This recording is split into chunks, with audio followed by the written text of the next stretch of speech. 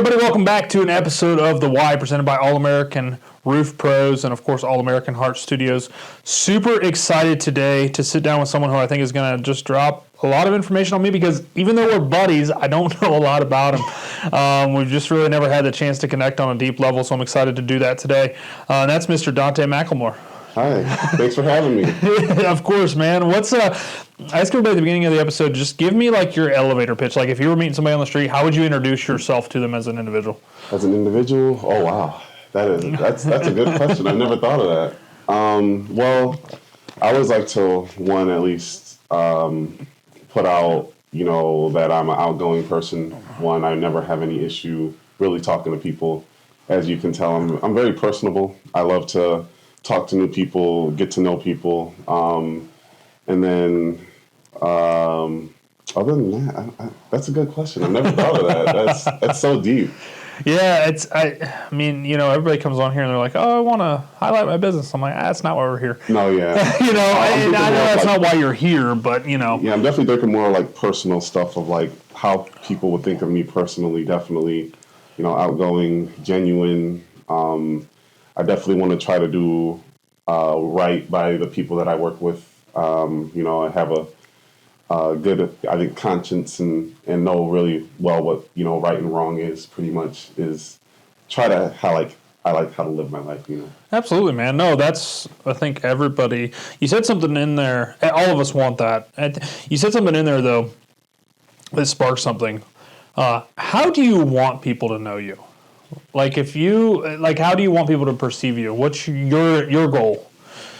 I think a good perception or how I want to come off is definitely one, very kind, genuine. That's always what I try to put out there. I never like to feel like people are either, I guess, mad or upset with me.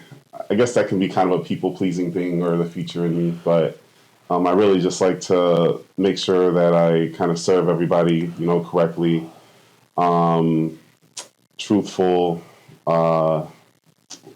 That's mainly the two things. I love it. It's good stuff. Yeah, definitely kind of that. How about you? Oh, that's a good question. Nobody really comes back to me. I mean, more than anything, I want to be real. I want people to know that I'm just, I guess it'd be the synonym for genuine in the way that I'm using it. I want people to just know that I'm going to shoot you straight. I'm not going to sugarcoat anything. I don't want to. I think that I've done pretty good with that. And then more importantly for me, like I want people to know me as a good dad. Oh. And a Christian. And a good husband more than a good leader. Okay. I've talked about that a lot on here. For me, you've seen me get introduced to BNI, and I always put in a bio wherever I speak, I'm a Christian, then I'm a husband, then I'm a father, and then I'm a leader, right? And I prioritize that. I try to keep that in mind, right? And, we're leading in all parts of our life, so I guess I'm just a natural-born leader, but I think as men especially, we should be leaders, and lead our households. But, and I guess perception, I want to be kind, but I also don't want to be a pushover. I don't want people just, you know what I mean? So, there's all kinds of balance with it. There's not just one word that fits the mold for how we want to be thought about. That's kind of what I struggle with. I feel like I always, especially in this line of work that I do, it can be tough to find that good line of, trying to not be over pushy, but then also, you kind of have to be somewhat direct and pushy some points. And that's something that I'm still trying to learn. I've never been comfortable with, kind of pushing people or being like, oh yeah, we got to kind of get this done now, or, something like that. It's a new skill that I'm still even trying to fix as I've been here for like 2.5 years still. It's hard. Yeah, let me ask you, because, I know enough about you on the business side. You're obviously one of the top producers for Aflac. You've made the VIP. Is that what they call it? Yes, the VIP, yes. Yeah, so how old are you? 28. Oh, so you're a young pup still. Yeah. Still a little baby. Yeah, that's all right, man. What kind of jobs did you have before you got into the insurance sales world? Before we jump into that realm. Yes. I always like asking this question. This one's fun for me. First job I ever had was actually I was a golf caddy. No kidding. Over in Toledo. That's originally where I'm from. And I caddied at the Inverness Club out there is what it's called, and I did that for 3 years. So I know a little bit about golf game. I'm not good at it. I've only golfed a little bit myself, but I'm really good at, reading the greens. I've noticed that I love to just walk, out there and enjoy the nature and, walk those 18 holes. I still want to, of course, practice some more. I would love to. I know you're a big golfer, so maybe, I'm not good, though. Nobody's paying me to golf. That's how I tell guys, when they get mad about their game.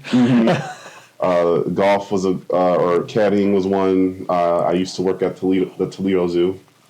So yeah, I saw you drove around the bare naked ladies. I did. Yeah, so they performed at the Toledo Zoo one night when I was working.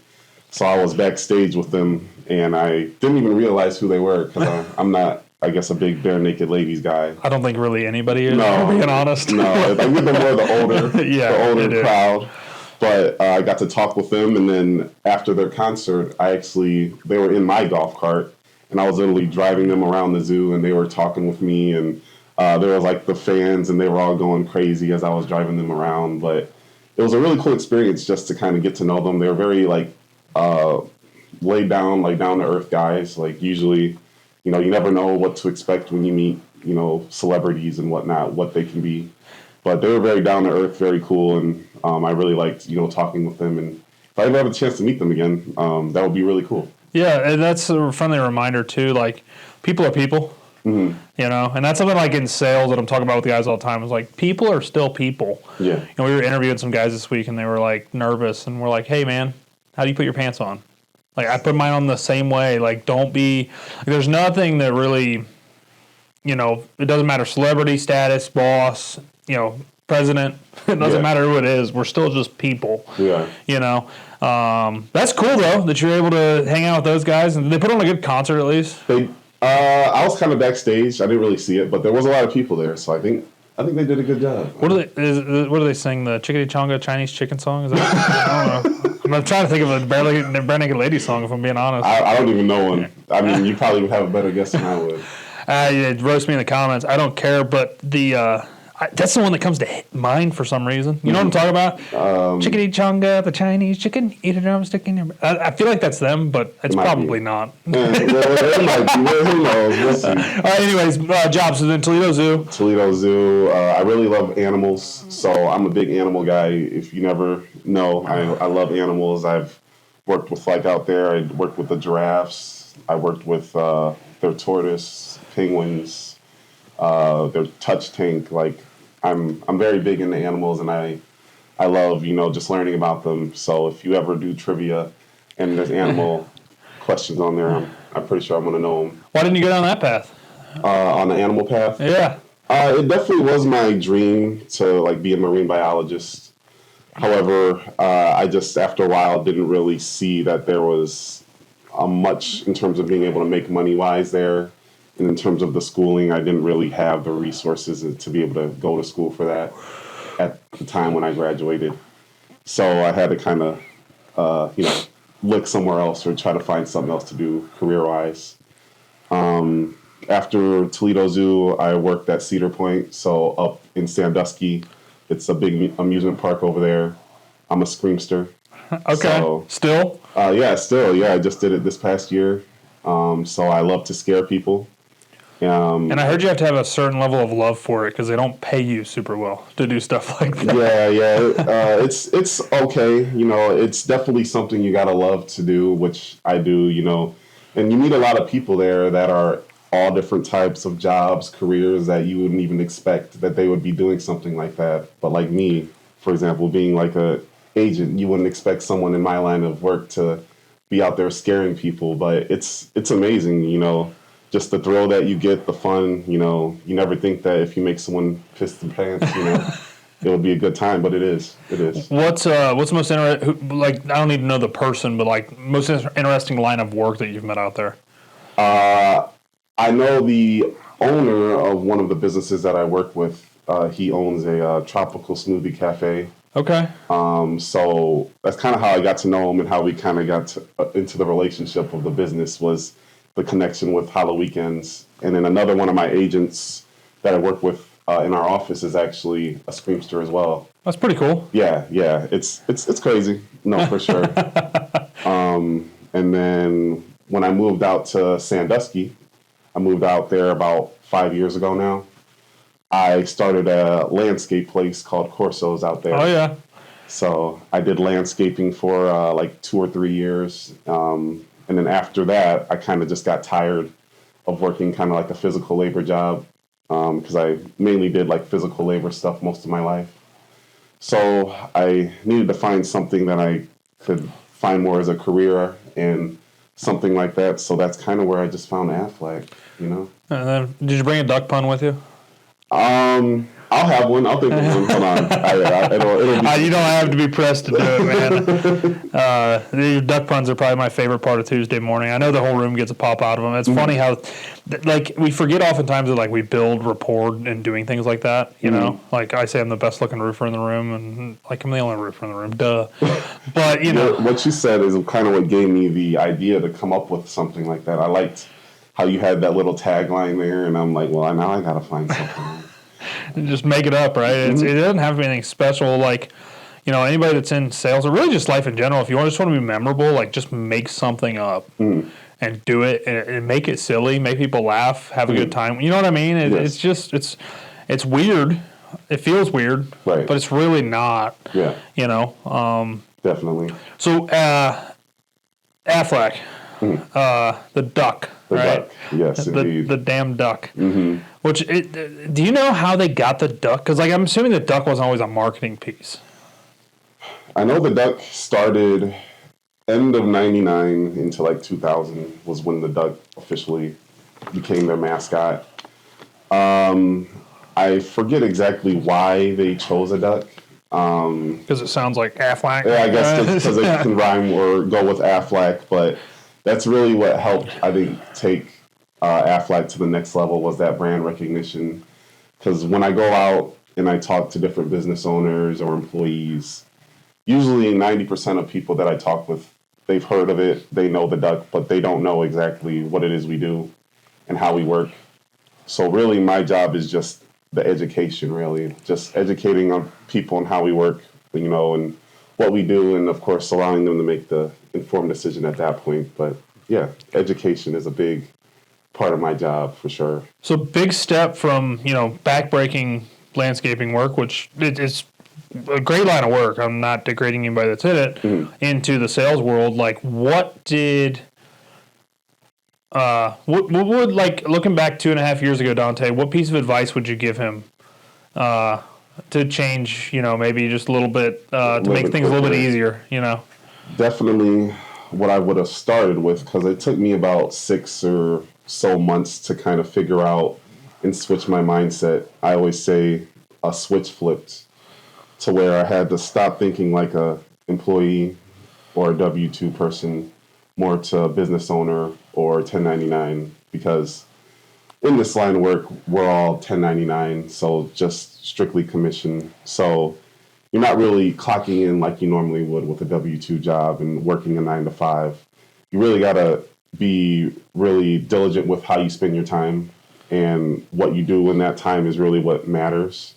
And working, you know, I would just focus on making sure that I always prepare my like week ahead of time. That's what I do now, is like the weekend beforehand. I'll make sure to prepare my whole week of what I'm going to do each day, just to make sure I have an outline. And then if I have something else comes up that I have to do, of course I can fit it in there. But it's always good to be prepared and have a system in place. And that's still something I'm trying to get better at to this day still. You know, it's hard, definitely. Yeah, being in any type of sales role, just being determined and self-driven is probably most of the freaking work, right? It's just, I mean, it's not so much the selling, it's staying organized. Yes. and keeping your ducks in a row, no pun intended. Literally. I've noticed I'm not the best at organization. I took what's called there's that one test. I'm drawing a blank on what it's called. Like the DISC assessment? I think where they... Or personality assessment. Yeah, the personality assessment. And I learned from that I'm not really someone that's good at like office work and staying in and doing those administrative tasks. I'm much better at going out there, meeting people, talking with people and all that. So getting better at actually doing that office work has been a challenge, but I'm getting better at it. Yeah, unfortunately, everyone's job has something they don't want to do. It's just a matter of finding one that gives you less of it than you're willing to put up, or more of it than less of it than you're willing to put up with. Yeah, I got what you're saying. Whatever I'm trying to say. There was going to be a cool analogy in there. So yeah, I mean, you've been pretty successful there. You've won. You've gone to the VIP and Rookie of the Year. Yeah, Rookie of the Year for Ohio, all of Ohio, in 24. That's something I'm really proud of for sure. Yeah, because I didn't have the best start that year, but being able to kind of figure it out and finish out the year on such a strong note was pretty awesome, I'll say. So you said you love animals. Do you have any? Yeah, we have a cat right now, a white cat. Her name's Cloud. She meows a lot, of course. I'm much more of a dog guy. Like, I don't know about you. I'm a dog guy. Dog guy. I've got a cat that's a tomcat, and he's fixed, and he's like a dog, but I told my wife no more. No more? They tear up everything, and just... I'm a dog guy. So stick with the dogs? Yeah, man. I'm just a dog guy. How many dogs do you have now? We have 3. 3? I think I remember that. Yeah, you said assuming you have a significant other? Well, I have a girlfriend, but I live with my cousin. We both moved from Toledo out here. Okay. To find better lives and things like that. Was the grass greener? In some ways, yes. But in other ways, because it was the first time from Toledo, like I moved from living with my mom and them out here. So this was the first time I had to kind of live on my own, but with a roommate, kind of being the main household person and whatnot. And that is definitely something that is a slap in the face or eye opener, just realizing, how much goes into, one owning whatever, like why I live in an apartment now, but all the different things you have to worry about with that, car, or how to be independent. Right? Independent, yeah. I was a little bit independent, but now being fully independent. You weren't as independent as you thought you were. No, definitely not. So it's been fun though. Yeah, that's good, man. I forget. Oh, my wife and I own a rental in Sandusky, and a lot of our applications that I've noticed are like from out of town. Like a lot of people from the bigger cities, the Clevelands or the Toledos, are moving to Sandusky for whatever reason. Really? And it's like, I don't understand it because like I live around there, so it's not a bad town. Don't get me wrong. I'm not just like completely dogging on it. I mean, I'm a Norwalk guy, so. But it's really not that bad. Like I could see wanting to get away from that big city life, and it's a little bit slower in Sandusky, other than when the tourists are in town. Yeah, that's kind of what it drew me to it, was the smaller town aspect. In Toledo, it's not as big as Cleveland, but of course it's bigger, decent amount bigger than Sandusky. Yeah, absolutely. So the commute going around everywhere there is a lot harder, whereas in Sandusky, most places that I need to go to, I can get there in like 5 to 10 minutes. I love that. Like that's awesome. And then just Toledo seems like it was getting a little crazy, with different things going on. So I wanted to move to a little bit better area, neighborhood, and things like that. And I like it out here. It's a lot more boring in the winter than during the summer. I would say it's kind of depressing this time of year. It is. Like there's nothing to do really. You got everything seems like it's shut down. Mm-hmm. Everything closes at like 8 o'clock. I'm like, we're all out here at midnight, nothing to do. What's going on? But other than that, during the summertime, it's a fun time. It's really a nice place. I mean, like I said, my wife and I live in Norwalk, but we own a rental in Sandusky, and I like Sandusky. Fair enough. It's fine. I hate bike week, just personally, personal preference. I'm not a bike guy. I used to have motorcycles, but like the traffic. Yes. You go back to that like Toledo mentality. We had my wife's cousin in from out of town. And we're like, yeah, we're gonna go to Topgolf. And this was before the one in Avon was built. Oh wow. So like the one out in Independence. So it's like an hour drive. Okay. It's like, oh, how far away is it? I'm like, it's like 60 miles. Like 60 miles. He's from Scottsdale. he's like, that'll take like 6 hours back home. I was like, yeah, bro, we can get there in an hour. Yeah, like, literally. Flat. And that's it. That's if we hit traffic in Cleveland. Right. I'm jumping on the pike, baby, and we going. Like, but no, it is like Ohio in and of itself is what I've realized is just like different. Even when you get into the big cities, like yeah, Columbus has a rush hour, Cleveland has a rush hour, but like it's not all day long every day. Yeah. You know. But no, I couldn't live in a big city, man. Like. No, not at all. No Cleveland or anything for you. Heck no. Like not even a Ice Cube's chance in hell I would ever live in a big city. It's not in my DNA. I don't like my neighbors as close as they are now. And I'm in a decent, like, we're in a decent spot. Like we only really have one neighbor because like our other one's way off. He's got a pretty big lot. But luckily she's great. We love Tammy.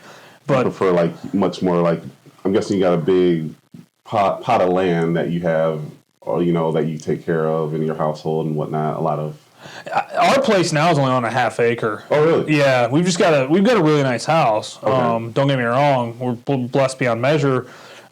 Eventually, we want to get on you're probably thinking of that because my wife's in the horse business. She works for her grandfather. Oh. So that's where all the horses are. They're over at Grandpa's house. I got you. So yeah, that's no, I don't know if we're ever gonna do anything with that, you know, as far as like horses go or anything. But we just want to be out in the country. We're country people. Like we're just a bunch of like our neighbors probably hate us because I'll leave crap laying outside and like, you know, my in-laws are on they're on 5 acres. You know, best piece of advice I can give you, especially you come from the city. If you want to go buy a plot of land, don't get much over 5 acres because you think mowing sounds fun until you're doing 5 or more acres. Oh, no. No, not at all. No. My zero turn's nice, but I don't like taking care of 10 acres. Right. For sure. But, yeah, you know, I like my little half acre. It's just enough to take care of, and we got driveway issues. Our driveway's like this, but... Yeah. You know, we got a nice spot, man. And, hell, you're 28. Yes. We didn't even buy that place until I was almost 30. I turned 30 right before we moved in. That was the first house her and I bought together. I own some rentals, and we own some rentals and stuff, but, like, yeah. I don't ever... I find it have you ever heard the stat on, like, how long it takes for most people to buy a house? I have not. It's 35 is the average age. Ooh. Which I was mind-blowing because, like, I know a ton of people who are younger than me who own houses. Really? Yeah. I've always heard how tough it is now for young people to be able to get a house. Like, that's a lot of things that I see, how unaffordable housing is getting now for especially young people is what I hear. Yeah, I mean, so once again, I own rentals, so, like, I am amazed at some of these prices we're able to get for these properties, and, like, people are, like, begging to rent it, you know, and I feel like I'm being fair. I don't even feel like I'm being fair. I feel like I'm like high, but also I got to pay the bills on the plate. You know what I mean? So like it's a business decision. I'm not trying to get my emotions involved. But my argument to that would be, because I'm pretty well into that stuff with us owning quite a bit of real estate and stuff, is it's an American problem that we've created, in my opinion, personally. What I think is most people want the, you know, $300,000, $400,000 house instead of just saying, hey, man, I'm cool with a little starter home I got to put some elbow grease into that Meemaw lived in and smoke 6 packs of cigarettes a day in. Like, if you're willing to do that, you can go out and get a place for, you know, under $100,000. I mean, really? I do it all the time, but you got to be creative. You know what I mean? And you got to be willing to put in the work. It's like anything else. So I struggle with that when, like, I get it too, because I was in the same boat. But also too, like, we want to rush stuff. Right. Because, you know, our parents were like, well, I bought my first house at 18. It's like, yeah, bro, the freaking housing, you could literally write on a napkin how much you made. And it would be like, yeah, you can have a mortgage for $300,000. Like, that don't work like that anymore. Now it's just more so like getting through all the hoops, and then we've got all the debt that we're hanging over us from an economic standpoint. And, like, people just need to tighten up their own house. Yes. You know, that's most of it. That is true. That is true. If we're being honest. Yeah. You know, but, like, my wife and I, we lived in a... Hell, it wasn't much bigger than this. It doesn't feel like it was much bigger than this room we're in. Our first apartment together, and like, we were blessed enough that it was part of our compensation for working at the farm, so we didn't have a payment, so we were able to save up to do so. But like, wow, we were cool with having a baby there. It was too bad, you know. We would have made it work. We were bursting at the seams, it felt like, because we had too much crap. But that's most of America's problem. Right. We have too much freaking crap. We do. You know? I agree. Did I need that 95-inch TV I just bought? I didn't need it. Sure as hell wanted it. Samsung had a smoking hot deal on it. Yeah. You know? Yeah. But that's, I think, the bigger, because like, I don't know if I've told you, I spent some, I talk about it a lot on here because it was really impactful for me, but I spent some time on a short-term mission in Africa. Oh. In Tenbe, Uganda. Or not in Tenbe. We flew into Tenbe. Anyways, I can't, Uganda, regardless. I mean, for the average American, that's close enough. Right. And what I found there is those people were happier than any American I've ever met. Really? And the average wage there was $20 a month. Oh, wow. Like, that's a good wage. Because there's no minimum wage there. It's a true, like, dictatorship country. I think if they were under capitalism, because I'm a true capitalist at heart, they would be making great money, but the problem is they're under a dictator. Mm-hmm. It's like one of those weird republic words, but either way, dude's a dictator. It's like what Cuba has. Oh, yeah, we elect him every year. Well, Venezuela, we yoinked that dude out of bed. No, so those people were happy. And what I found was, like, I actually just read a book called The Ruthless Elimination of Hurry. And it's a good book for all Americans. It's a faith-based book. But he talks about it in there. And, like, if you make past $75,000 a year, you really don't improve your quality of life. And that was actually, it makes sense to me because you're still over the norm. So our average GDP is like, or our annual GDP is like between 70 and 80 grand a year. And then the average wage in America is like 56,000 a year or something like that. It's nothing crazy, right? Yeah. But he said you can be happy on that. Right. And like the problem is we want more. Yes. We are in a more society. Like one of my favorite illustrations in that book was like, what does that purchase actually cost you? Right? So like what's something you want to buy, like what's something that you are like, I have to have this. It's almost a need because I want it so much. Like a big purchase. Like you've got a goal. I know you got a damn dream board, Donte. So what is it? I don't want to plan anything in your head. Something on my bucket list that I would like to get. I would say I would definitely love to get a new couch. Okay. We need definitely a new couch in our apartment, and that's something on my bucket list to get for sure. So new couch. Let's just use this as an example, right? So like my wife and I bought the Cadillac couches not that long ago, right? It's leather. It's got the electric crap, which I highly recommend you don't get when you buy a couch. They break all the time. Just get a freaking mechanical one. Okay. Anyways, side note. But that thing was $3,000, okay? So we bought this $3,000 sectional couch, and what my wife and I didn't take into account, and what I'm starting to do in the back of my head as I go buy crap, is like, what did that actually cost me? Okay, $3,000, right? That's an easy figure. Let's say I'm making $30 an hour. That couch cost me 100 hours of my time. Am I going to get enough joy out of that couch to be worth 100 hours of my time? Right. Because we're trading time. Yep. Like that is like the one thing that I've tried to drill into everyone I talk to is like your time is your most valuable asset. Nobody gets to the end of their life and they're on their deathbed and goes, man, if I would have just worked a little bit harder. No, if I would have spent more time with my kids, if I would have spent more time with my wife. Like we don't think about those things. Actually, that book sitting right there is what changed my life. It's called The Power of One More by Ed Milet, and he talks about his dad in there. Okay. And how he just wants one more day with his dad, one more opportunity, because his dad passed away, was an alcoholic, but that's where he learned that from, was Alcoholics Anonymous. Just don't drink one more day. Oh, wow. You know, and if we took that in, like, I go back to AA a lot in my personal psyche, even though I'm not an alcoholic. I like to have a few drinks. I'm not that guy, right? But the teachings in there of like, just don't do it one more day. Yeah. Like just be, and the 12th step of make amends. Like, are you making amends in your life? But anyways, back to that. So like, that's what we don't think about. So like, he used the illustration of a motorcycle. You got a $20,000 motorcycle. Now you've got all the maintenance associated with that motorcycle. Now you've got the time. Now you got to go ride that motorcycle and rob time away from something else to enjoy it. You know what I mean? So like, we don't think about, but the car is the big one in America, right? Yep. And every other damn commercial on TV is about a freaking car. Matthew McConaughey talking about how a Lincoln's the sexiest thing you've ever seen. Like, it just, that's our problem. That's America's real problem if we boil it down to it, you know? Yes. So, like, that's where I make the argument with young people of, like, just tighten up your shit for a while and be uncomfortable, because that's where stuff happens. Yes. You know, I didn't get this business by not being uncomfortable. I tell guys that all the time.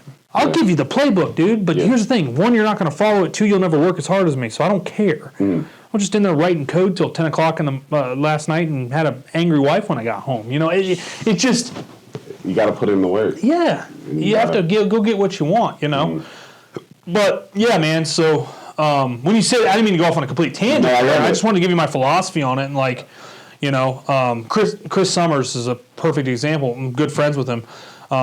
You know, he's in the nonprofit sector. It's not like he's you or I and he can go out and make unlimited money. He's got a very set salary. His wife works what I call a normal, modest job. And, you know, they're able to afford a house and they're 30. Yeah. You know, so it's doable. It is. You know. You just got to, like you said, live kind of in your means. Like a lot of people, I feel like they love to live outside their means. Yes. That is a big thing that I see as a problem nowadays with the car thing. Does it really matter what kind of car you get when you're just going to be driving on the inside anyway? And it's going to get you to A to B. Do you need all the bells and whistles and the features? No. Do you have to be so clean and pristine on the outside when... Are you trying to impress the people out there rather than yourself? Oh, that's good. Are you? I'm not. No. I don't give a shit what anybody thinks about me. No. Like me, don't like me, as long as I got a relationship with Jesus and my family, I'm good. I love that. Like, that's how it should be. And it should. Like, but most people don't, right? We live in a society where Facebook is our God. Instagram is our God, and we're all guilty of it. I'm guilty of it. I'm sure you are too. Like we get on there and we're like, oh, look at what Johnny's doing, and look at what, and who cares?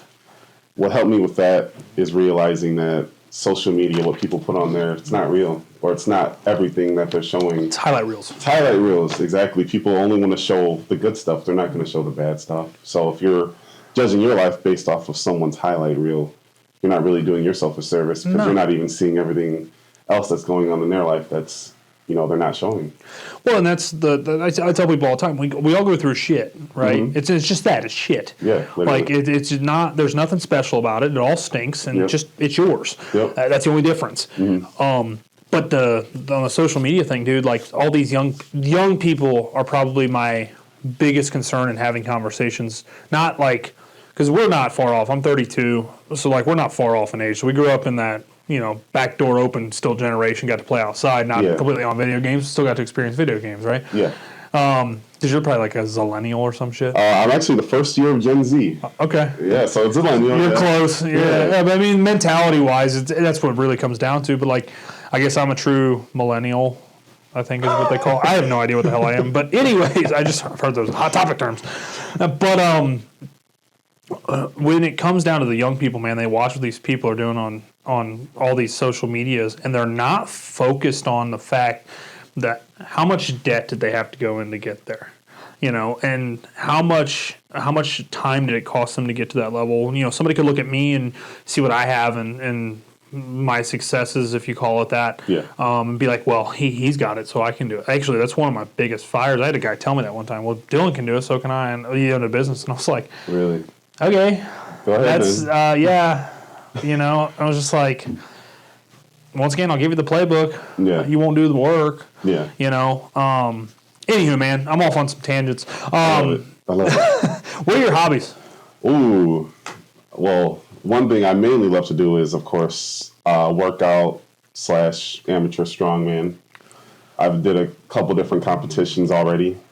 And yeah, working out is one of my things that I just love to do, kind of good escape. And it's a good thing for your body too. So competing and working out is definitely a big thing. Yeah, and there's actually endorphins released in our brain when we work out that are similar to getting high. Yeah? Yeah, so that's why, like, if you ever met somebody who's a gym junkie and like they're freaking out because they haven't had their workout in that day, that's why. Mm-hmm.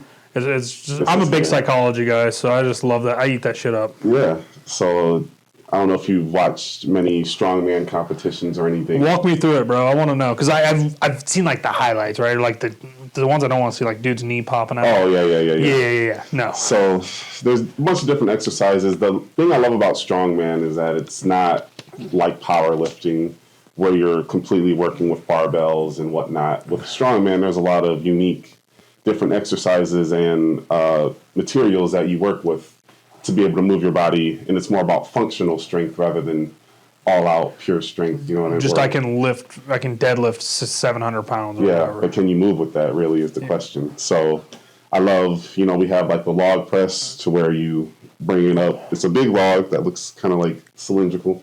You lift it up and you press it over your head. That's one thing that I love to do. Really good for the shoulders. I love lifting Atlas stones. The biggest Atlas stone I've ever lifted was 300 pounds. I did that in a competition. It's like a small block engine. Yeah, something like that. So you just go around on the ground, pick it up, you bring it to your knee, and then you lift it up and put it over a bar. I have an advantage in that because I'm taller and I have long arms. I was going to say that damn arm span. Yeah, so that you can actually lock in on a freaking Atlas stone. I can. So I love that. Pulling the trucks, I pulled a semi as well as fire truck before. I love doing the truck pull. That's always fun, and it looks cool. It's one of the coolest things. Yeah, you actually look like a bad. I mean, doing any of this stuff, man, you sound like you look cool. Yeah. There's a crazy thing called a yoke. So you're pretty much doing a squat, but you're actually walking with the weight too. So like you're lifting it up, you're holding your hands on the side like this, and with that, I usually do like between 500 to 600 pounds. Good night. Pick it up, walk it like 30 feet or so, and then plop it down. And then another thing I love is like doing, farmer's handles where much like, back on the farm, you'd grab some, I don't know, hay or whatever. Yeah. It's just like picking up weight on your side here and walking along with it. I think the most I did was like 250 per hand or something. No kidding. So yeah, I love working out. I love doing strong stuff. If you were to look at me now compared to how I looked even like 3 or 4 years ago, my physical transformation has been insane. Like a slim down? Yeah, I was a lot skinnier. Like right now, I'm probably around like 260, 265. With your height, it works, right? Yeah. It's not like me at 260. I'm able to, it's able to, be carried, all around, distributed pretty well. But before I started strongman, I was probably around like 210, 220, just, a lot skinnier, lean, and it was always one of my goals growing up was to be able to get strong and be able to get the muscle mass that I wanted, but it was always hard with my body type and how fast my metabolism is. It was always a struggle growing up to be able to gain any kind of weight or muscle. Wish I had a fast metabolism. I'm over here starving myself every day. I'm down freaking 40 pounds, but, still just, yeah. No, that's something God did not bless me with, I'll tell you that much. It's tough. It's tough. But there's an inverse to it. Like, once again, one of my problems is something you would probably kill for. Yeah. Because I can probably bulk better than anybody. You know what I mean? Sure. For sure. It's bulking. I've never really had a bulk season yet. It's always just kind of been, just gaining mass and getting tone, I guess you could say. Have you looked into peptides or anything like that? Peptides? No. You should do some digging into them because they're good at working metabolism out. Okay. So they say I'm not on any of them, but they say if you take them, like it'll be the best pre-workout you've ever had. And it'll actually increase your appetite and your metabolism and then help those gains out. Do you have to get those medically prescribed or can you grab them from the stores? I don't know for sure. I don't want to give exact advice. But I think most of them are experimental. Okay. So they have to be prescribed. Okay. But it's pretty easy to get them prescribed from different sources. Yeah. Like Jenna could probably help you out with them. I think she actually asked me about them because I go to Jenna. I do testosterone because I'm sitting at like a 200, and naturally. Is that pretty low? Yeah, it's terrible. He said that's terrible. Yeah, it's not as bad as my one buddy who used to juice and fight in the UFC. He was like a 7. No way. Yeah, you're supposed to be walking around like I'm walking around right now. I've got to get another. I'm too low. She didn't put enough in. I'm walking around right now like a 600, so I went up 400 points. But I think anybody to do those blood panels, like regardless of age, like just to figure out what the hell is going on with your body and find optimal. You know, do you follow Gary Brecka at all? You seen any of his stuff? No, I have not heard of him. So he's a longevity expert. Okay. And he was actually in the insurance world, but he was a underwriter, or not an underwriter. He was an analyst for life insurance policies. Okay. And he could tell you pretty much within like a month when you were going to die. Really? They had like these massive algorithms. He was writing like super high end policies, like I want $20 million out of myself, so they could write the policy properly, right? But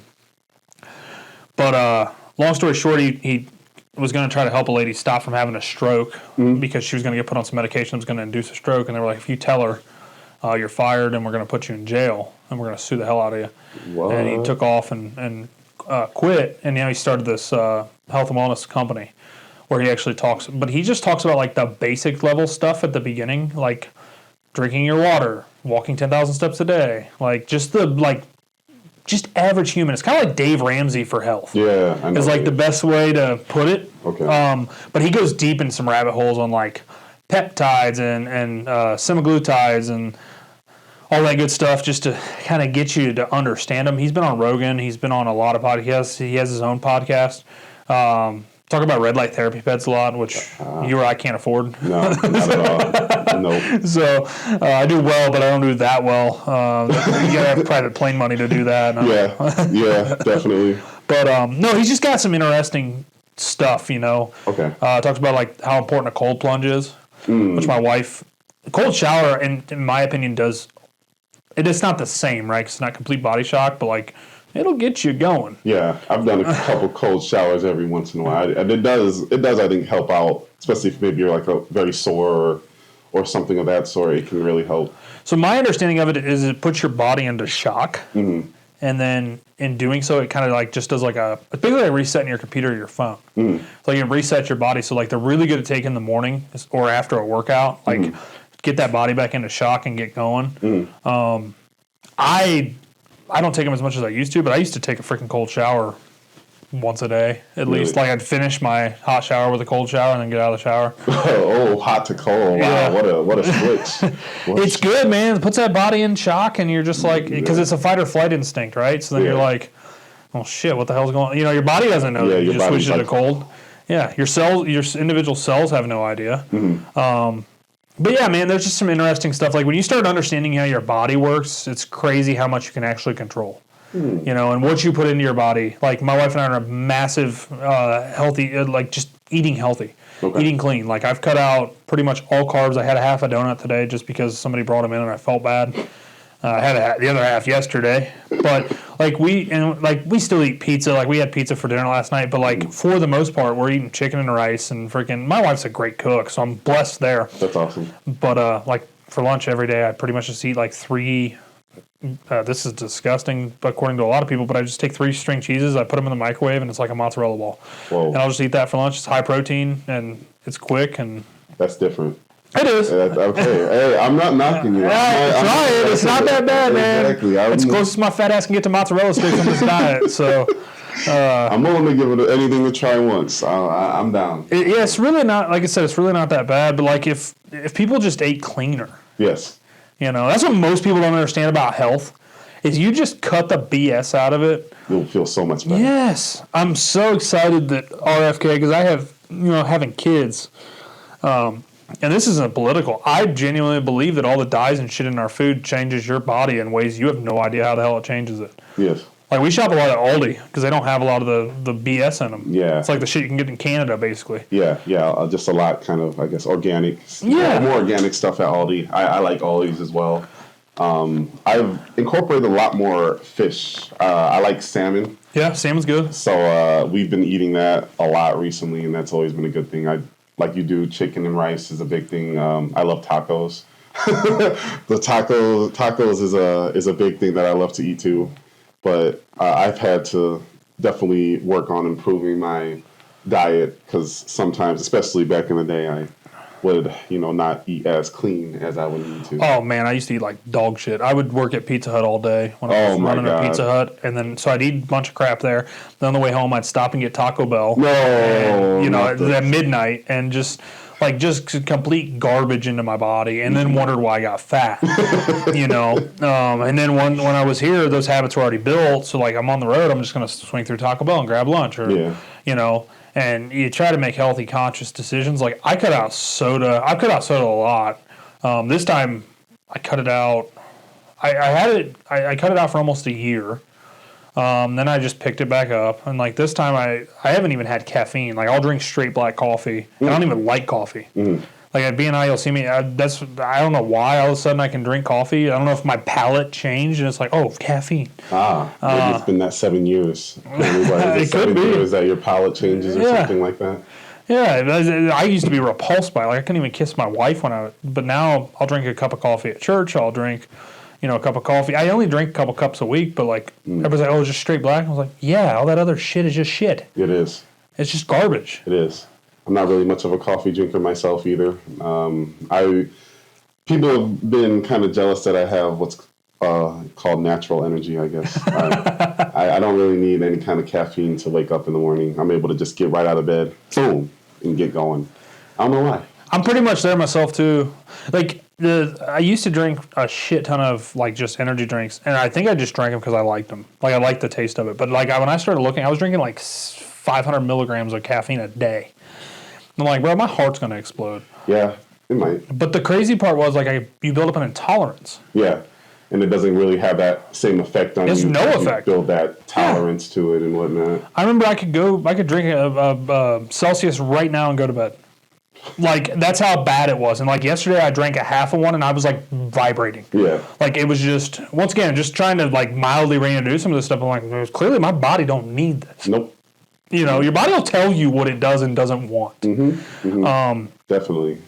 So your big ass had to play some other sports. I don't know about that. So I didn't really play anything in high school. No? Or school. I was much more of a nerdy kid. Okay. So, no basketball or anything like that? I really started playing once I got out of high school. A lot of pickup now? Yeah. Even to this day, I still play pickup at least, once every weekend or every other weekend.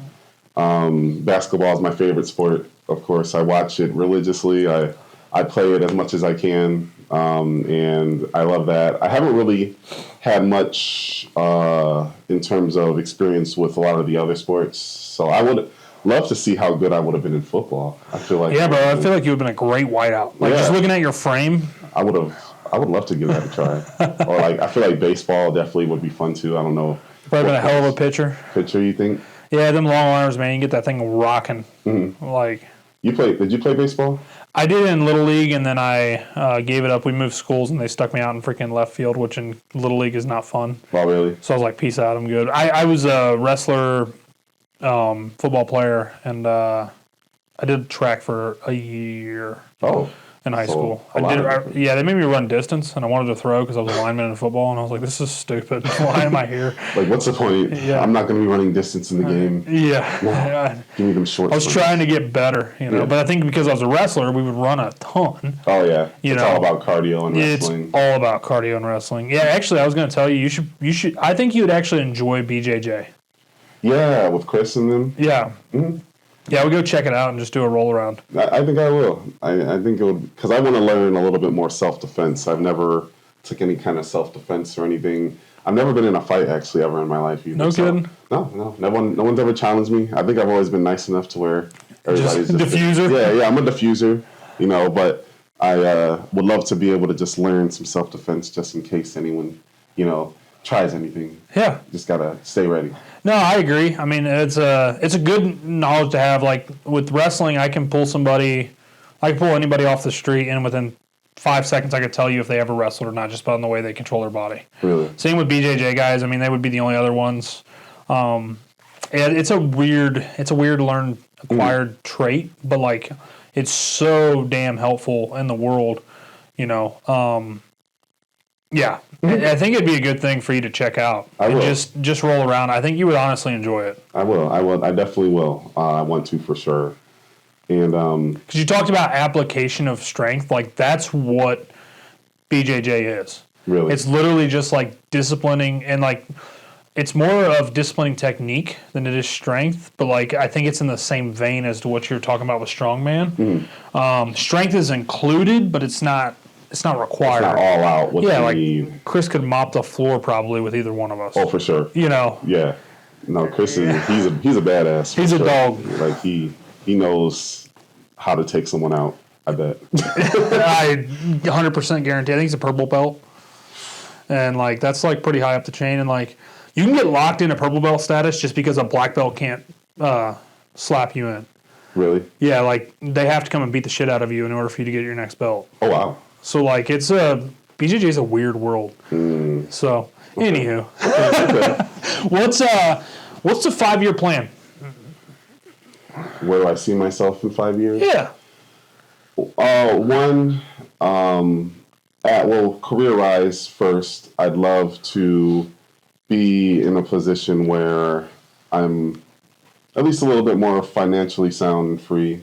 Like, I think I'm doing okay right now, but not exactly where I want to be and whatnot. I'd love to, personal-wise, be able to actually move into a house. I live in apartments still right now, but, once I get into my 30s and whatnot, I kind of want to transition my life into more thinking, I guess, family, Yeah. Plant some roots down. Yeah, tie some roots down. I always imagined that maybe I'd want to live, outside of Ohio eventually, because I always just wanted to escape to another state or something once in my life. But I think kind of establishing some kind of roots here while I'm here would be nice, whether it be, getting a house or something of that sort. I before used to be against having kids. That was always my stance for the longest time, is that I never want any kids or anything. But now my stance has kind of softened, and I feel like if I find the right one, and I'm at the right time in my life, like I don't think right now I'm nowhere near ready to have kids, both personally and financially, because I know kids can be a big taking, both personally, financially, all of that.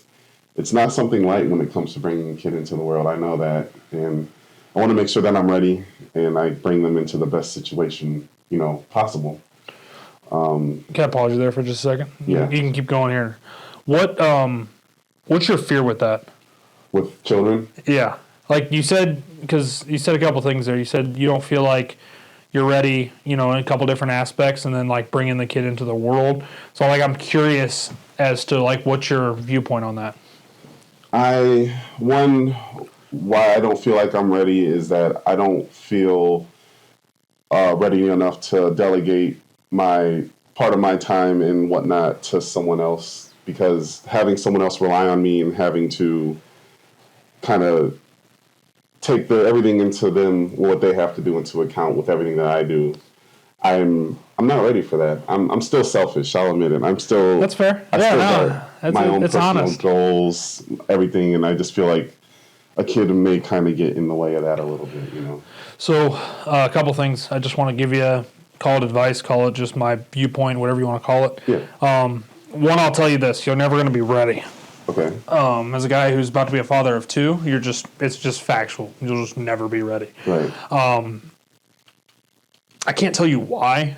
You'll never feel ready, but I'll tell you this: when the kid gets here, you'll be 100% ready. Like, Tori and I talk about all the time, like when Lainey was born, like we remembered we had a life before she existed, and here's this most perfect thing we've ever created, and now all of a sudden none of that mattered. It's crazy.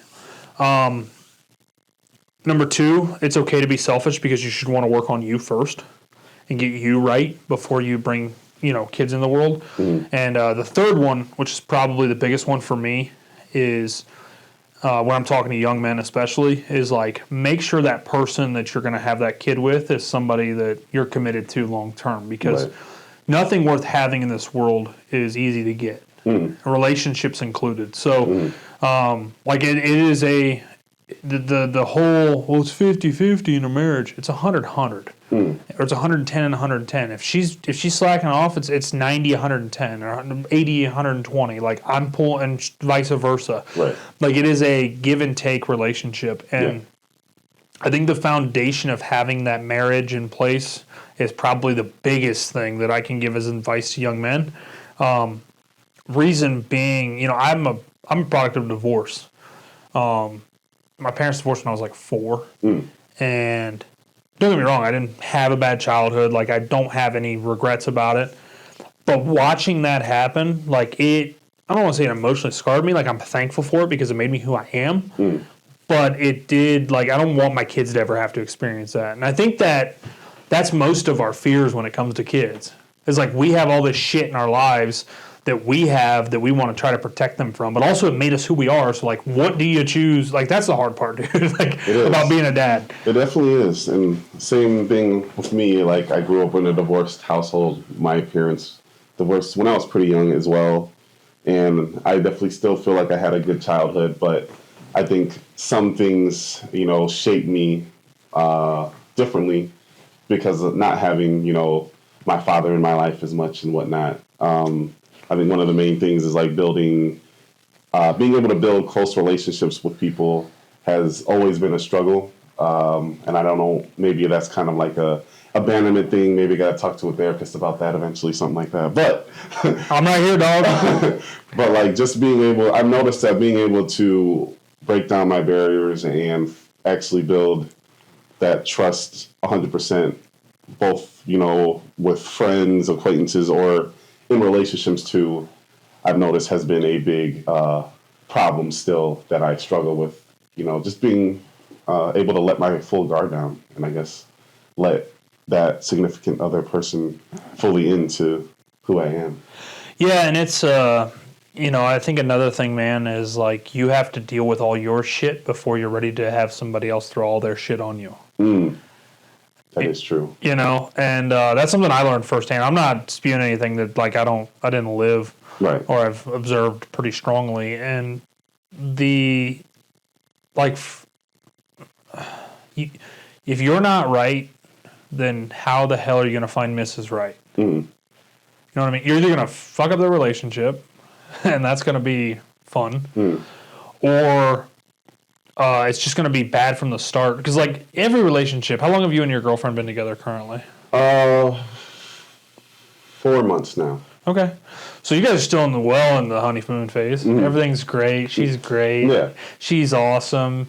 You know, y'all still don't, you know, burp around each other or have arguments. Or I was trying to think of a nice way to say that was more politically correct. But We like, don't bicker like a married couple or anything like that. Yeah, like you're still cleaning up and shaving before you go hang out with her and making sure you smell nice and yeah, that shit'll go away, you know. And like if you don't really like that person, you'll find out really fast. I'm sure you've been in a few relationships just like everybody has, and you find out really fast, like, okay, this isn't the same person I thought I was getting, and it's not. It's never gonna be. Right. But the faster you can figure that out, it's just like interviewing for a job, man. Figure out you don't want to be there.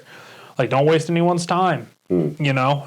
But having you right opens up the door for possibility. You know, before I was right, God would have never gave me my wife. Like, he just wouldn't have. I know that for a fact. Like, my wife and I have talked about that. Like, we're like, oh, wish we would have met sooner. No, you don't. You didn't want me sooner. I promise you. You know? And the same goes for her. Yeah. So that's like the other thing, too, is like, I talk to young men all the time. Like, I'm right. I'm good with me. I've got all this shit figured out. I know what I want out of life. Blah, blah, blah, blah. Okay. Just whoever God's got picked out for you don't yet, bro. Just sit on the sidelines for a little bit. Like, you'll be all right. You know? But it is, man, like, there's so many things, especially with young men, because I know exactly what we're going through, that you feel these feelings. Like, I'm not saying I wasn't sitting in that side of the chair at one point in my life, and I don't remember if I had anybody sit down. Like, I don't have a specific instance of somebody sitting down and telling me these things. I think it was just acquired life experiences. Yeah. You know? You kind of wish you did have someone that was there to tell you those different things? Or do you feel like living it kind of is really what you needed, probably? I guess, to me, I don't really have any, like, hindsight regrets or anything. So, like, I don't know. I'm sure I had somebody have these types of conversations with me that planted seeds along the way, right? If we think about it, like, everyone needs seeds planted in order to cultivate the things that we become as people. But I'm not entirely sure of an instance or if I would take it back to answer your question. Yeah. Because it formed you to who you are, kind of. Exactly. Like, if everything we do has a reaction, it's really Newton's law of physics, right? Everything has an equal and opposite reaction. Like, it doesn't matter if it's being nice to someone.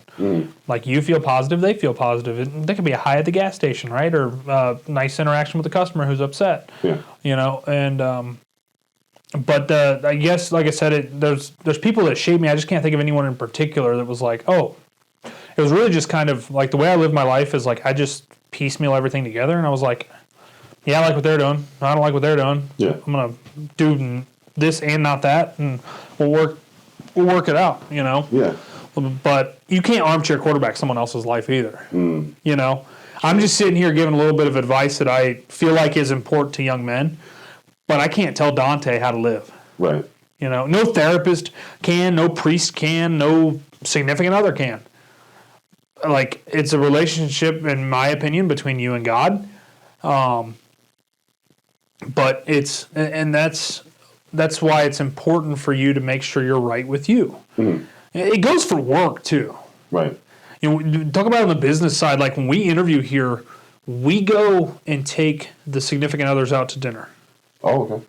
With them, right? My wife and I, or Brandon, my brother, and his wife take them, whoever we're trying to hire, and their significant other out to dinner. Reason being is because we want to make sure that home life is not a fucking disaster. Because what ends up happening is I hire you, and you've just got a shit show at home, and you end up being a shit show of an employee. Yeah. Because you are what you're around. Yeah. You know? That's like the perfect analogy for just life in general. If your life's a wreck, don't bring someone else into the car crash. Like, hey man, come over here. I'm on fire. Right. Why would you do that? Right. You know? And I'm not saying that you're unemployable or undateable or unmarriable at that point, but like, you got to get yourself together. Go to the body shop. Get that car fixed up. Like, it ain't got to be perfect like we were talking about earlier, but get it right. Mm-hmm. Get it so it's roadworthy.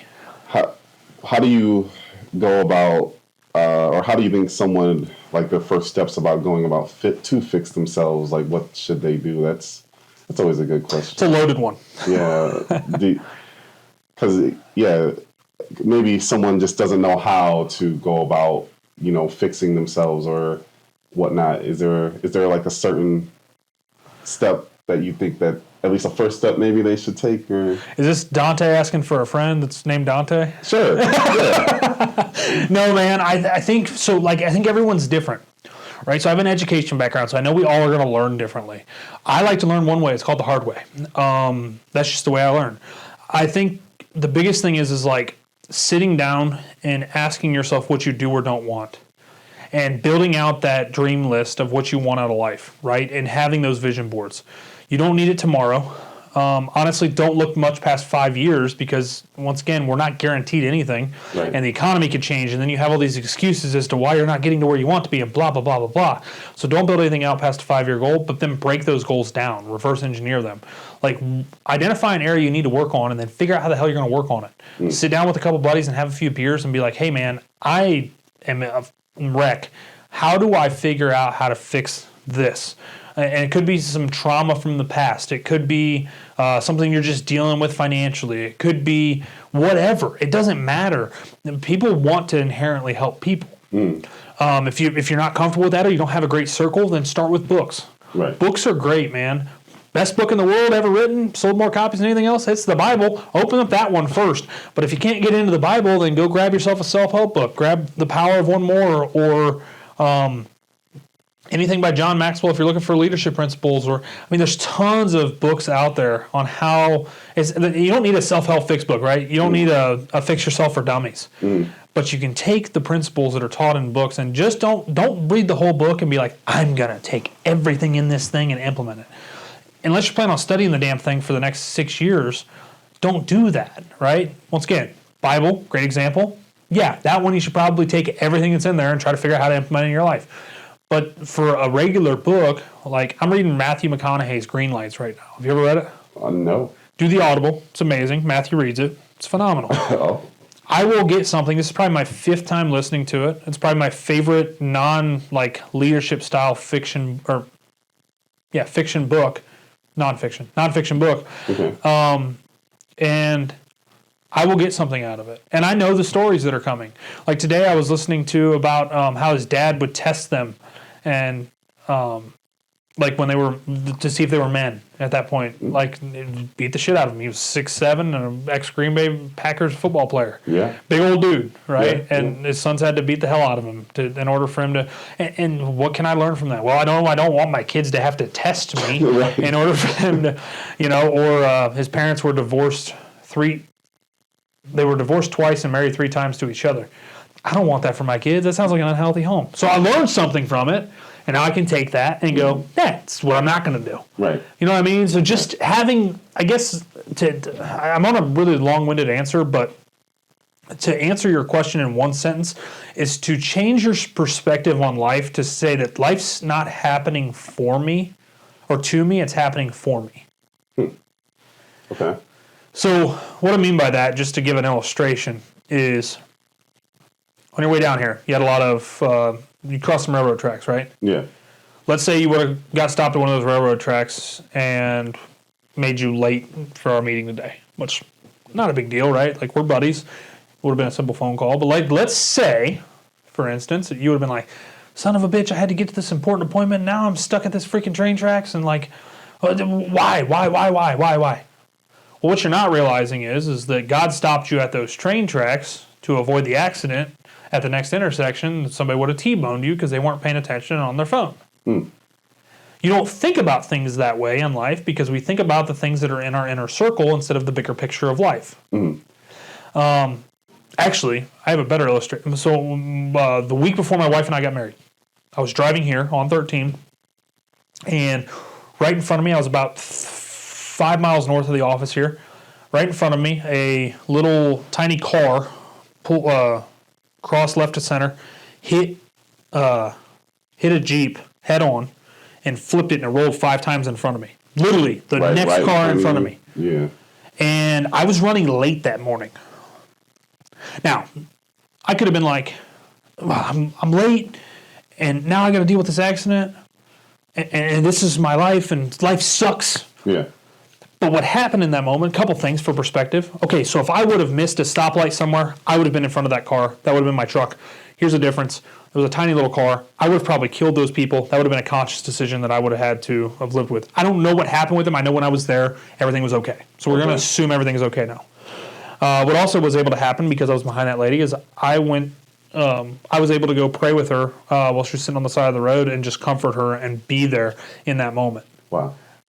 Which also then gave me a cool story to say about it. If I would have taken the perception of the life's happening to me, I would have never got out of my truck. Yeah. I would have sat there, asked when I could have got out, asked when I could have moved. So do you see what I'm saying? I think too oftentimes that's what we're doing. I didn't get the job. Yes. Mm-hmm. Change your perspective and just say, hey, God, thanks. Thanks for that little blooper today. Yeah. Appreciate it. Yeah. I was writing code earlier, dude, and I couldn't get it to freaking right. I'm sure something was jacked up, and that's why I could not proceed. Like, I know something was jacked up, but maybe I had a bigger problem I was going to create if I just kept going down the same rabbit hole instead of just taking a deep breath and saying, hey, let's fix it. Yeah. Let's figure out what the heck's going on. Yeah. You know? Wow. No, I appreciate that. That's very good advice. I think I can always just take a step back and change my perspective on things because I learned that I sometimes may get a little too into what I'm doing and, you know, my mind races a million different ways and I get overwhelmed and sometimes I don't take that step back and look at the bigger picture like you say. And if I do that more, you know, I think that'll definitely help my perspective on things for sure. Yeah. It's really the biggest thing, man. Like, actually, McConaughey says it's the best. He calls it green lights. Right? If you think about it from that analogy, a green light means go. Yeah. Well, how many times have you ran into a red light in your life? Not a literal red light, but just a figurative one. Maybe it was with a relationship or with a job opportunity or whatever it was. Or maybe it was a yellow light. Oh, it's just a soft start. Maybe it was that way with Affleck when you started there. Oh, it's just a soft start. And I know I want to get moving, or it's right there. I got to just go get it. If we look for green lights instead of red lights in life, I think it's so much easier. You know? Yes. Yeah, man. I appreciate you for asking that question. We're getting deep. Oh, we ain't even close, baby. Oh, there's more. We can go. I got can be a deep one. I always like to ask this one because I think it's just a good question. Okay. What's the hardest thing you've had to deal with in your life? Oh, whoa.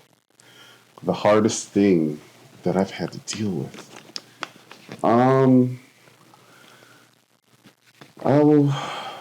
Oh man, that's a great question. I feel like I've been fortunate enough to not have to deal with a lot of turmoil and trauma, I've always hear friends and whatnot that tell me all the things that they've had to deal with growing up, or, you know, what they've gone through in their adulthood and some of the crazy stuff they say. And I'm like, wow, I'm surprised I've never had to deal with a lot of that. So I feel like I've been fortunate in that way. Recently, I guess one of the harder things that I've had to deal with, of course, is like when my dog died. Yeah. That was a tough thing. That happened about 2 years ago. She was like one of my closer companions and the first animal that I've had to actually like put down. So that whole process was new and definitely one of the hardest things that I've had to go through, because I had her for we had her for over like 10 years. So you grew up with her? And Yeah, I grew up with her. She was very smart, very personable. So when I took her to the vet and the vet told me that news, I was like just shocked. And, you're kind of in some kind of shock, not believing what they're saying. And, actually going through that whole process, I remember how much I cried that day. And I was like, wow, that's the most I feel like I've cried in quite a long time. I didn't think that it would, impact me as much as it did, but it was definitely a hard thing to go through. So that was tough. But other than that, I can't really think of many like turmoils that I've had. I've usually been able to persevere through a lot of different things, fortunately. Well, how'd you deal with the dog? Like, how'd you deal with the loss of your dog? Personally? Yeah.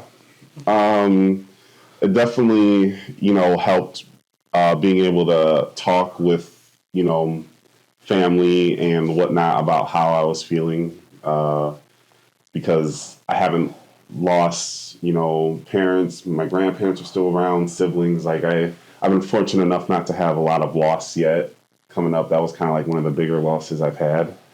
So how to come with terms with, loss and how to cope with that, definitely was something new, trying to navigate. And, I've learned, now how to kind of, navigate, and you become more, thankful for the time that you've been able to spend with, whether it be an animal or, the person that kind of changed my perspective on being more grateful for the time that I have now, with someone, rather than it seemed like before maybe I was taking it for granted, the time that I've had with, family, friends, and things like that. So yeah, that's kind of a little bit of way of how I coped with it. I still haven't gotten another dog yet. So yeah, I know you said that in the beginning, and after you said that, I was like, yeah, he's still going through it. So going through that whole process again of, the whole having them grow up and everything of that sort, I'm, I guess, still not ready yet for it. But. Yeah, it sucks. Mm-hmm. It sucks that dogs can't live forever. Mm-hmm. It's definitely tough. Especially a good dog. She was a great, smart dog, border collie. I was going to ask you what breed she was. Mm-hmm. Knew some crazy tricks, and yeah, it was tough for sure. Have you had to go through that? I'm guessing with different animals, or as an adult, no. I'm trying to think. I mean, I've lost all my I'm in the dead grandparents club. Woohoo! Okay, I'm a laughing coper, so I make jokes. But animals wise, no. We almost lost one of our dogs. It was around Christmas time, and she got into something at the house, and like literally, I thought she was brain dead, like the way she was acting and stuff. Like she was all jacked up and she was having seizures and stuff. So I ran her to the emergency vet clinic, and we thought we were going to lose her. After seeing the bill, I kind of wish they would have just put her down. No, she's a fine dog. I like her. But what got me in that moment, what was the trigger for me though, is like, all right, so Lainey's old enough now. She's 20. She's almost 2. That's the easiest way to say that. Okay. So she's smart. God, is she smart. That's the first dog she asked for when she comes home. So when we got home that night, or when my wife got home that night, she was asking for Paisley. Pepe. Mm-hmm. And what it was for me at that moment was, oh, crap. Like, I don't have to realize. It was a realization, I think, for my wife and I both, that when we lose a dog or a pet going forward, it's not just going to be us grieving. It's going to be having to now deal with it as a parent. Yeah. You know? And explain, like, that whole process. Like, do your kids pretty know much about, like, death and stuff now? Or are they still kind of... She's not old enough to understand any of that. Like, I think I was 6 or 7 that I can remember when I remember, like, actually realizing what death was.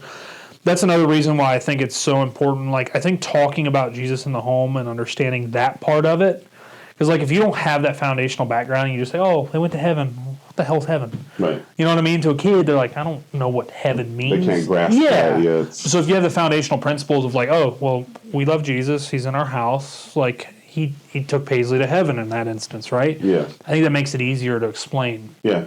And that's what's helped me grieve. When all my grandparents passed, like, knowing their relationship with Christ helped me.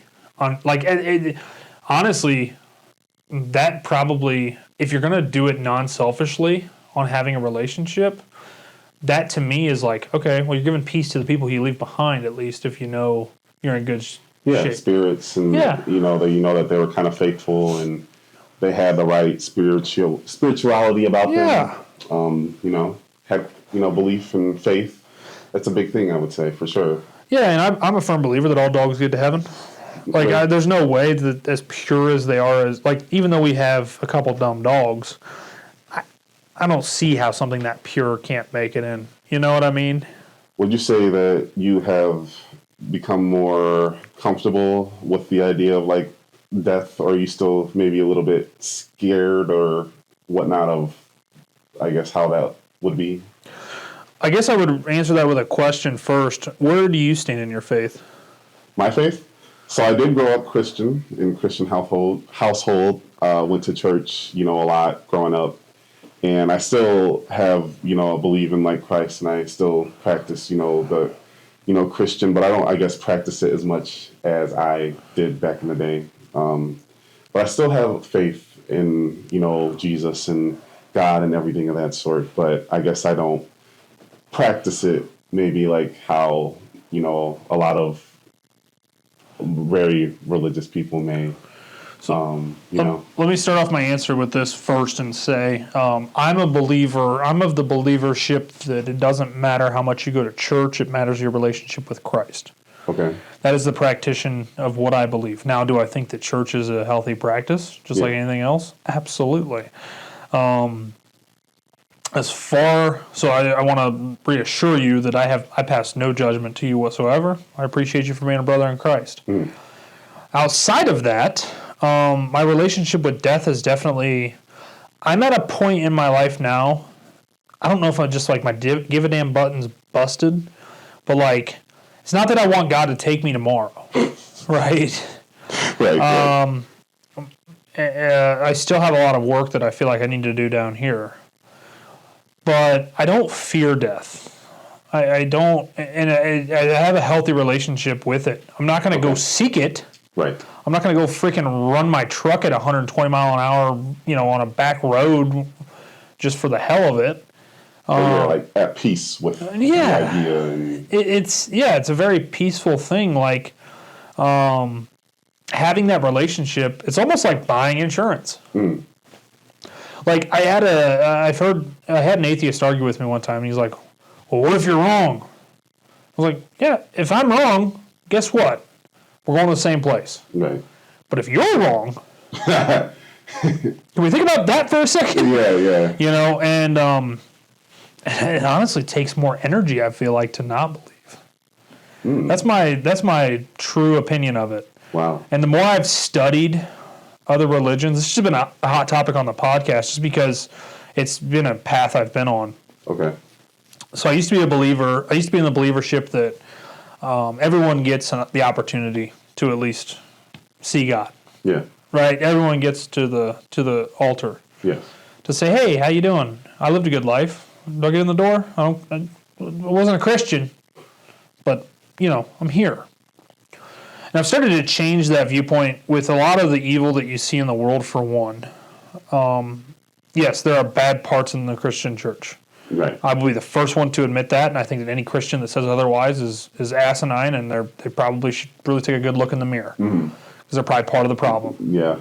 So, but the more you study other religions and their doctrine, the more you understand that it really doesn't make any logical sense.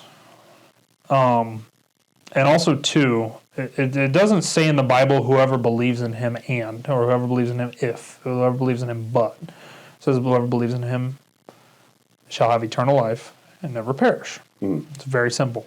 Very, very, very simple. Believe in him as the one true God, the Messiah, that he is God in the flesh. So I'll use Mormons as an example here, because they're really close to Christians, right? You would think they're Christian. Yeah. Okay. What if I told you that their belief is Jesus was a Nephilim? You know what Nephilim is, right? You're a smart guy. Can you remind me? Sure. He's half angel, half human. Oh, okay. And then they also believe upon his resurrection that he came here to the Americas and laid these stones that not Jacob Allman, that's the Amish. Once again, I actually like the Amish. I think their doctrine's great. They're just a little weird. They're not watching this, so I can say whatever I want about them. But when it comes down to Mormons, the fact that they believe that, the one piece of the doctrine that is an issue is the fact that they believe that he was a Nephilim. It does not say in your Bible, in any Bible, except for the Mormon Bible, that this is the case, and you have to. This is like privy to information. I could be completely wrong, and if I am, I apologize. This is just what I've studied. Okay. But Jesus is God in the flesh. Right. He is not half Mary. Their belief is he's half Mary. Oh. Okay. So do you see where that is misconstrued? They also don't believe in the Trinity. Really? They do not believe in the Trinity. The Father and the Son and the Holy Spirit. Ghost. Yeah. Or Holy Ghost, however you want to say it, right? So the lack of belief in the Trinity, which is very clearly defined in Christ's teachings. Of course, yes. And the lack of belief that Christ is actually, it is false doctrine. Really? When you dive into that, it's like, holy crap. And here's my issue with it, the more I learn. Yeah. I have no disdain towards those people. I don't carry an ounce of hate in my heart for them. The same is to be said in our American culture. I mean, we're post 9/11, 25 years, the Muslim thing. I don't care about that. I don't care about the fact that you're Muslim or you're Mormon or whatever. I care about the fact that your doctrine makes no logical sense based on the teachings of Christ, who fulfilled all of the prophecies to be the Messiah. Right. Like, it is undeniable among books written by 60-plus men over the course of 1,500 years that this was the doctrine and he beat it to a T. You know what I mean? Like, that's where it's harder not to believe than it is. Yeah. Now that you spell it out that way. You know? Definitely makes sense. I didn't mean to go off on a complete tangent there. But yeah, I used to think that, like, Mormons, I have a couple Mormon buddies, and we'd be like, hey, we worship the same God. After I dug into that doctrine, I'm like, we don't worship the same damn God. No. They're a little bit different, aren't they? I mean, Islam, right? Islam, because the big ones that we have in the world, right? Yeah. Islam is massive. It's a huge religion. And honestly, there are a lot of phenomenal people that are Muslim. Yeah. They're great. You cannot, the teachings of Muhammad and the fact that he was just a disgusting human being. If you read the Quran, marrying a 6-year-old, like, I don't care what part of the time, that is not, you cannot argue with me that was cultural. And don't they kind of, in that religion, kind of look down on women somewhat too? Is that religion? Yeah, it is. But the thing is there's a lot of Muslims who don't. Okay. So it's just like Christianity, right? So, like, we have a bunch of different sects because the word is living, and with the word being able to be live, because everyone has an interpretation, then you get different religions. So you get Baptists, where you get Lutherans. That's where you get all these Methodists. Yeah. We're not denominational Christians at the chapel. That's okay. I love just teaching out of the Bible and tell me what you see and tell me your mild interpretation of it and don't tell me what I'm supposed to think. That's what I want. Like, kind of like we're having a conversation right now. I'm not trying to preach at you, and if I'm coming off that way, you tell me and I will stop immediately. But the the Muslims, yes, they do look down upon women in their culture. They believe in polygamy, which I had, when people are like, well, polygamy's in the Bible. Yeah, it's in the Old Testament. It's pre-Christ teachings. Like, if you're going to pick and choose, this is where I have an issue with a lot of doctrine. Even in the Christian sects who are like, you cannot have a divorce, that is against God. Are you sure about that? Hold on. Jesus sat with the woman at the well. Yeah, does God like it when you have a divorce? No, he does not. Right. It is not fun, but no sin is above any other. Right. So stop, get off your damn high horse for a second and say, hey man, Jesus sat with the woman at the well. Jesus did not care about what their marital status was when he was saving these people. Yes. We're all children of Christ. Do you think that a big issue that maybe some non-believers and whatnot have with people in the church is the hypocrisy sometimes when it comes to how they judge other people and when they're not doing maybe what they say they should be doing and things like that, or what they preach that they're supposed to be doing? My belief is that most people who are anti-church or I won't say anti-church, anti-religion, because there are some instances where I am anti-church. Right.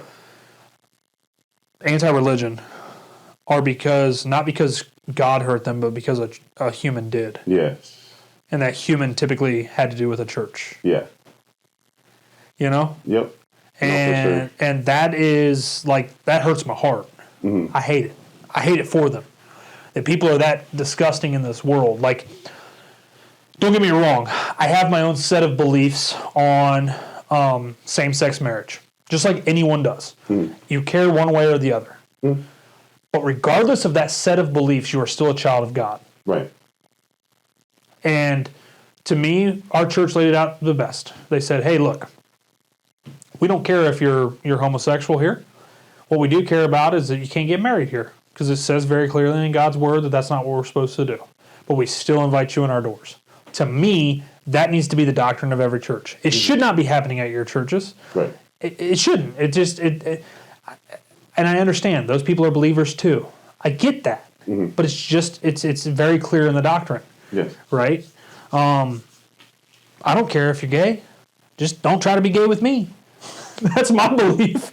Like, I'm still a heathen saved by grace. Yes. I have an issue when we push it on our young people. Right.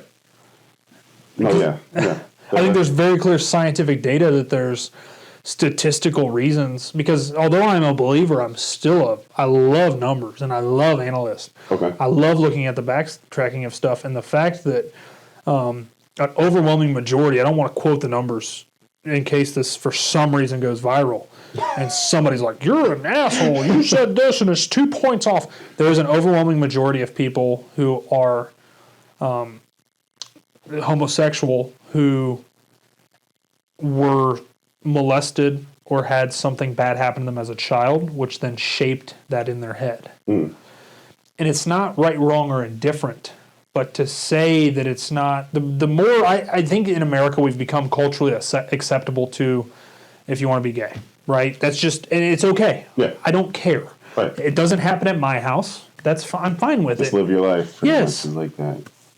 But, and I think that's honestly why a lot of parents are like upset when their kids come out as some type of, way, is because I think they feel like they failed. And I think that they're looking at it the wrong way. Like, what did I do? Right. Instead of saying what happened. Like something had to be that trigger typically to have that happen. The bigger one is for me, the transgender conversation, especially as a parent now. And I don't understand why we've gone so, the people who, and I don't care where you're at politically. This is just an observation.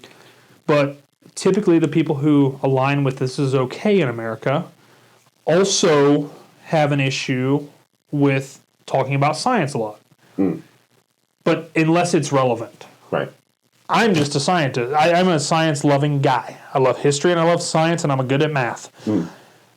The science states that you're born with some kind of parts that determine what your sex is as an adult. Yeah. It's that simple. Yeah. But then when it's convenient, now all of a sudden we can say, oh, well, you can define what you are. Right.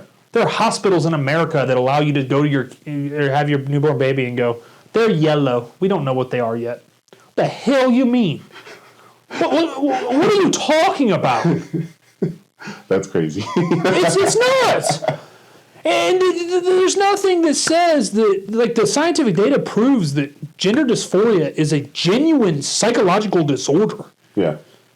And once again, they had something traumatic happen in their past, and more times than not, they triggered that event. Yeah.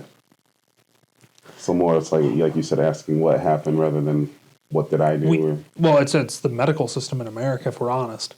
We diagnose the symptoms instead of the problem. Wow.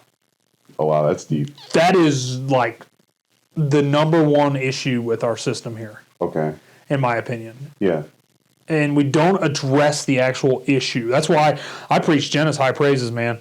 Like, the fact that you can go in there and get optimal on all your scores. Oh, yeah. If you're not doing that with your blood, like, if you're just going to the generic doctor and you're like, hey, man, my back hurts. Oh, cool, we'll give you some Vicodin, because that was a problem in the 2000s, right? That's what happened in Toledo a lot, was a lot of the opioid epidemic, which happened everywhere. Yeah. Oh, your back hurts? Yeah, here, take these opiates, and now all of a sudden you're on heroin, now you're under a freaking bridge. Addiction and whatnot. It's terrible. Yeah. So instead of just saying, hey, let's treat the symptom, or let's treat the problem, we're going to treat the symptoms. Yeah. I see now. We're not getting down to the root of what the actual issue is. Yeah. It's a huge issue in America. And that's probably, I don't really like the healthcare system. I hate it. Yeah. Even though, like, I work in the insurance field, I don't really like the, whether it be health insurance or, the hospitals, just because I feel like they do try to get over on, everyday people, or trying to just squeeze every little bit amount of money out of, whomever they can. And that's kind of why maybe they do about maybe just quieting the symptoms. They don't want to get to the issue, because if they solve the issue, then they don't have any more customers to come in and diagnose those problems over and over. Yeah, I think that if we were to actually pay doctors based on how they actually fix people, one, I would be willing to pay you more. Literally, yeah. Fix me. Yeah. Like, actually fix me instead of just fixing my symptoms. But two, the pharmaceutical companies would go out of business. Yep. And that's the problem. It's all just part of the big plan, the big scheme, how they try to get against all. Every conspiracy theory has a little bit of truth. Oh, yeah. Whether it's the whole truth or just a teensy little bit, but there's some in there. And I'm not saying I need to get my tinfoil hat out and start talking about aliens and get out my Alex Jones impression, but I hate to say it, Alex Jones was right. A lot of crap. And that's so the healthcare system. I was talking to somebody the other day. So my wife and I pay cash for everything. Oh, really? Everything. Like, we had a baby and paid cash. Wow. And I can show you the math on paper to where it was cheaper for me to pay cash than it was for me to carry a health insurance policy. Really? And I think that for you personally? For us personally, yes. For my wife and I. Now, I don't go to the doctor all the time. I haven't been to a dentist in 7 years. Like, my teeth are fine. It's not like I got halitosis or anything. But, like, more Americans need to look at things that way instead of going, oh, I need to worry about healthcare. I need to worry about healthcare. I need to worry about healthcare. Our system is entirely broken. I had somebody the other day I was having a conversation with, and they said the hospital put them down as cash pay, so they got a bill for $50. She's like, oh, cool, $50. She called them up and said, hey, I want to pay this. They're like, oh, we messed that up. We put you in our system as you didn't have insurance. You have insurance, now your bill is $3,500. What? How'd that happen? It's the overinflation of the insurance negotiation, which I think they're attempting to fix at a high level. They're going to make a marketplace where they all have to publish all this data. Yeah. So that everything's clean and fair across the board. I'm not a socialist by any means, but anything we can do to hold these companies accountable, I'm all for. That's honestly why, like, not to like create an Aflac commercial by any means, but like what you guys do is something I'm actually interested in as a business owner. Like, this makes sense. Oh, you're going to pay me directly, and then I can figure out what the hell I'm going to do with it? Cool. I'm cool with that. Right? Versus where you have the health insurance industry where you have a $6,000 deductible and $12,000 in premiums between you, your wife, and your kids. Yeah. You're 18 grand in on the year if you get there. Yeah. For what? They're going to drop you if you have a major medical incident. If you have a cancer, a heart attack, something life debilitating, they will drop you. Yeah. It's crazy. Yes. Like when you actually need to use it. And you pay into it for what? For no reason. For zero reason. And the fact that, okay, so we just take that out on a base math and $12,000 a year over the course of your lifetime. So let's say 40 years of working, you're going to pay in $500,000 into their policies. And then the second you try to use it, they're like, nope, you're dropped. See ya. Go get on Medicare. Honestly, Will and I have had some good conversations. I do need to get him on here just to talk about the healthcare system because the conversation about the healthcare system stems back to I'm not entirely opposed to if everyone just went on freaking Medicare. I'm cool with paying cash pay because, like I said, my life's not that hard. Do you think universal health care would be something you would be for in America? I think I've seen it done in other countries, a much smaller scale, and it doesn't work. No? No, I think there has to be some form of capitalism involved in it. I think we need to retrain our doctors. Start there. Okay. Train them to actually treat problems, not symptoms. Right. And then outside of that, Mark Cuban has a company called Cost Plus Drugs. Have you ever heard of him? I know Mark Cuban. I did not know his company. So this is another one. He has like 5,000 of them, right? Okay. So Cost Plus Drugs is the cost of the drugs to them plus 15%. That's what they sell them to you for. Not some inflated price at the pharmacy. They sell it to you for cost plus 15%. Oh. And they negotiate the rates down. They're buying at a massive volume, and then they're able to get it to you for a fair price. I'm not about not making money. Once again, I own a business. Yeah. Who the hell would be about not making money in America? This is the greatest place on earth. Right. But what I am about is having fair, transparent pricing. So like when I go in to pay cash for something, tell me what the hell it's going to cost. Yeah. Just straight up. Be straight up with me. I get it. Like if something happens traumatic, like I cut my arm off or something, like you can't tell me how much that's going to be. Right. I get that. But if I'm going in for something like our hospital for this next baby told us exactly to the dollar what it was going to cost us to have this baby. Really? With all the OB appointments, with the whole nine, like this is the Rolls Royce of here's your baby. I'm cool with that. Why do I care? I know what I'm paying. Yeah. And it's still less than what I have on surprises, insurance. nothing like that. You just want it all. It's always better. Just have it all just right there, transparent. Who wants to be like, why am I paying $3,000 for an Advil at the emergency room? Just for them to get their money. Yeah, and that's only on insurance because, like, you can negotiate that crap down. Like, my wife has turned it into a game. Really? Oh, yeah, she knows how to play it. It is. It's a game. You just have to follow the right steps, and then all of a sudden my bill is a fraction of what it was before. Yeah.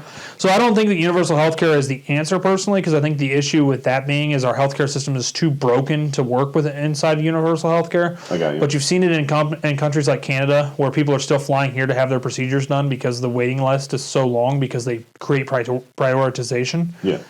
That's the bigger issue. So I don't see that happening anytime soon to where it's logically works, especially at our scale. You know, you've got a Canada who has 40 million people, and we've got 360. But like I said, there are inner workings that have to be done.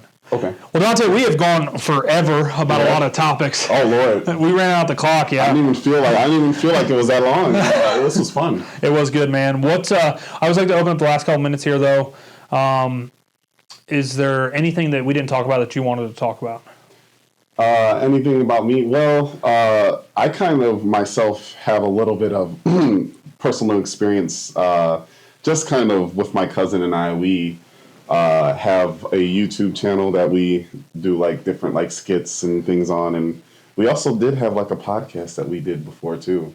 And shout out the handle, or we can give it to Maggie and she can put in the comments too, or the description. The name's kind of funny. Okay. It's called the Just the Tips podcast. Okay. My friend kind of gave me the idea for that. I like it. But we love to just talk about, we don't really have main things that we discuss, but we love to talk about, life, social issues, sports, whatever kind of is on the mind. So I love being in front of a camera. I love, being on a microphone. I've heard my voice 10 million times now. I'm so used to it. But I don't edit anything, so I'm blessed to not have to. But this whole, just being, part of like a podcast, that's kind of why I was so excited to come on. Is just because I love recording. I think I'm a natural showman or entertainer or something like that. You do a pretty good job, man. You capture the room. Yeah, I try. How about you? Was podcasting always something that you felt like you wanted to do, or was it something that just kind of came along? And Natural progression. Really? Yeah, we knew we wanted to do something that was bigger, that gave people a platform. I wanted to give the everyday Joe a platform to just sit down and have a conversation. Really? Yeah, and that's why, I'll literally have anyone on here. I've had them from 8 years old all the way up to 78. Yeah. Like we don't discriminate. I don't care who you are. I just want to hear your life story, have a few conversations, and then go from there, man. I love it. I've watched a couple of your episodes already. It's awesome, the amount of people that you have on, their stories. It's in all the different walks of life that you have on here. It's always fun just to hear everybody's different stories of what they've had and what they've gone through. Absolutely, man. Yeah, it's that's what's the coolest part for me. Mm-hmm. Is sitting down and having conversations, real conversations with people, talking about things. That's why I take the Rogan approach. I don't want to do them less than an hour because I can't get anything real out in an hour. I want to get to the settle in. Yeah, get in the groove, get in the pocket, and find the pocket, and then start talking. Find the pocket. Yep. So, well, good, man. I'll wrap this thing up then if you're cool with it. Yep. Hey, thanks for watching this episode, guys. As always, if you got something out of it, please share, like, subscribe, all that good stuff. It just helps us out. I'm paying a damn bill here, in case you didn't know. That's why I can talk about whatever I want. We don't take sponsors. I mean, I might listen. Anywho, if you got anything out of today, please do those things. If you didn't, just act like you never saw us. Outside of that, guys, what did we talk about today? A lot of stuff. We talked about physical activity. Yeah, physical activity. We talked about a lot of religion. Some relationships. That was my favorite one to go down. Death. There's some death in there. A lot of ups and downs. Even a little bit of what some folks might call political, but it's honestly just observations. But either way, guys, share this with somebody that needs to hear it. That's what we always ask. And most importantly, as you go throughout your day, throughout your life, just keep asking yourself, what's your why?